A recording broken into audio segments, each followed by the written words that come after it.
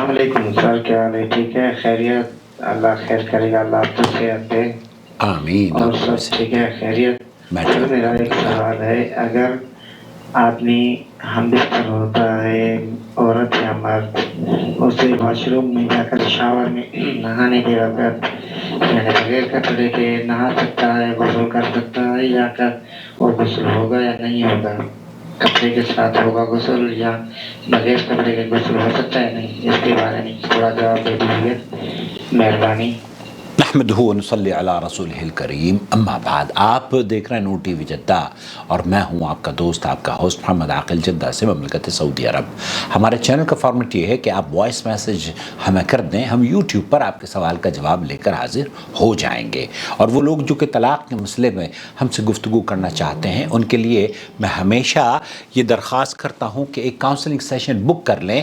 Voice message کے ذریعے طلاق کے مسئلے کا حل، اس کو اگر پریشان آپ کو پیچیدہ مسئلے کو اور پیچیدہ کرنا ہے تب پھر آپ وائس میسج کر دیجئے، لیکن اگر طلاق کے مسئلے کا حل آپ چاہتے ہیں تو میں جمعے کے دن 5 بجے سے لے کر مکہ مکرمہ کے وقت کے مطابق 5 سے 1 گھنٹے تک لائیو آتا ہوں، اس وقت آپ کال کر لیں۔ ادروائز بہترین طریقہ اس کا یہ ہے کہ آپ ایک کاؤنسلنگ سیشن بک کر لیں، حسب استطاعت چینل کی فیس آپ پے کر دیں، اور پھر اس کے بعد میں آپ سے اور آپ کے لاحقی جتنے بھی رشتہ دار ہیں جو بھی اس میں انوالو ہیں، شوہر خاص طور پر، میاں بیوی سے گفتگو کروں گا، اور پھر آپ کے سوالوں کے جواب سعودی عرب کے کبار علماء اور مشائخ کے فتاوی کی روشنی میں آپ کی رہنمائی کرنے کی کوشش کروں گا۔ لیکن بہت ساری خواتین ہیں وہ ان کو بات کرنی بھی نہیں آتی، میں ان سے یہ کہتا ہوں کہ آپ پلیز مجھے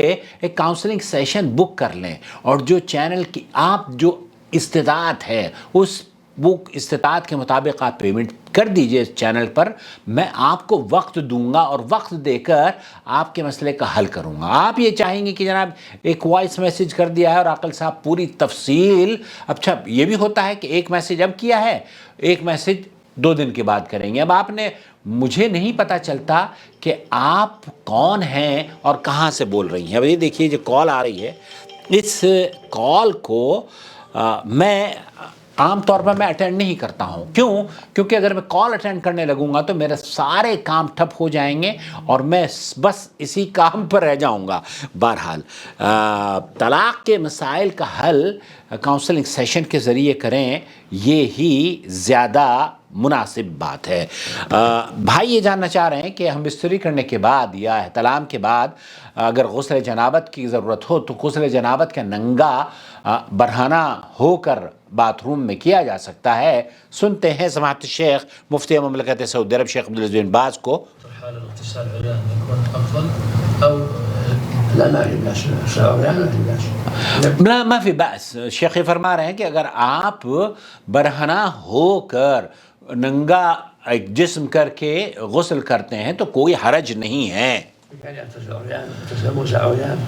آپ علیہ الصلوۃ والسلام کے بارے فرما رہے ہیں کان یغتسل عریانا، تو شیخ یہ فرما رہے ہیں فالنبی کان یغتسل عریانا واغتسل موسیٰ عریانا واغتسل ایوب عریانا، تو موسیٰ علیہ السلام کے بارے میں بھی مروی ہے کہ آپ نے بھی عریانا بغیر لباس کے غسل فرمایا۔ نبی کریم صلی اللہ علیہ وسلم کے بارے میں بھی ہے، آپ علیہ الصلوۃ والسلام نے بھی بغیر لباس کے غسل فرمایا، اور حضرت ایوب علیہ السلام کے بارے میں بھی ہے، وہ بھی انہوں نے بھی بغیر کپڑوں کے غسل فرمایا۔ اغتسل أيوب عريان. قال انه جائز الاغتسال عريان جائز ولكن التستر. ومن قال ان الاغتسال عریانا جائز ولكن الستر افضل، تو بہت سے لوگوں کا کہنا یہ ہے کہ آپ اگر کپڑے پہن کر نہا لیتے ہیں یا انڈرویئر پہن کر یا شرمگاہ کو ڈھانپ کر نہاتے ہیں تو یہ افضل ہے ننگے پن سے۔ تو شیخ بن باز کیا کہہ رہے ہیں؟ الستر لا يشق عليه، قد يشق عليه. یہ آپ اس تکلف میں نہ پڑیں کہ آپ اپنے جسم پر کپڑے پہن کر نہائیں. کپڑے پہن کر نہائیں گے ممکن ہے کہ آپ مشقت اور دشواریوں سے گزرنا پڑے آپ کو. اس لیے الاغتسال عریانا، آپ غسل کرتے ہیں بغیر کسی کپڑے کے تو جائز ہے، اس پہ کوئی حرج نہیں ہے. اور یہ آپ کیونکہ اللہ کے رسول صلی اللہ علیہ وسلم، موسیٰ علیہ السلام، ایوب علیہ السلام، یہ سب کے سب ان کے بارے میں روایات ملتی ہیں کہ انہوں نے غسل کیا ہے بدون لباس. يعني الستر قد بعض الثياب ومن الثياب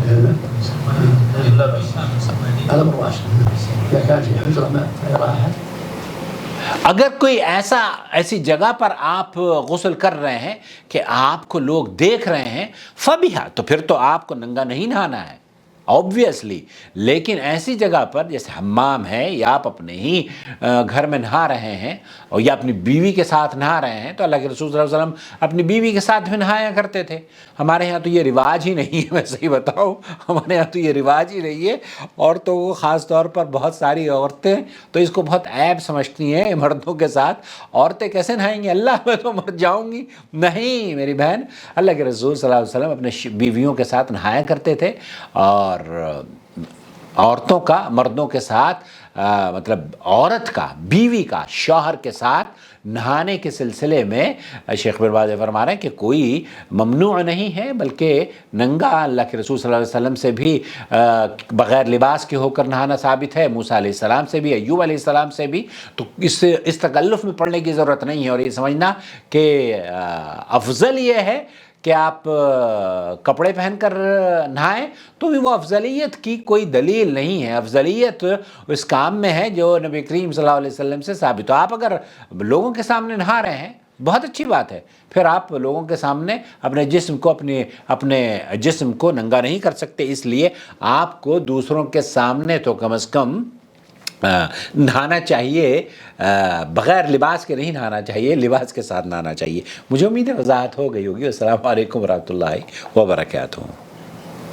وما أرسلنا من قبلك إلا رجالا نوحي إليهم فاسألوا أهل الذكر إن كنتم لا تعلمون. بالبينات والزبر وأنزلنا إليك الذكر لتبين للناس ما نزل إليهم ولعلهم يتفكرون. أفأمن الذين مكروا السيئات أن يخسف الله بهم الأرض أو يأتيهم العذاب من حيث لا يشعرون.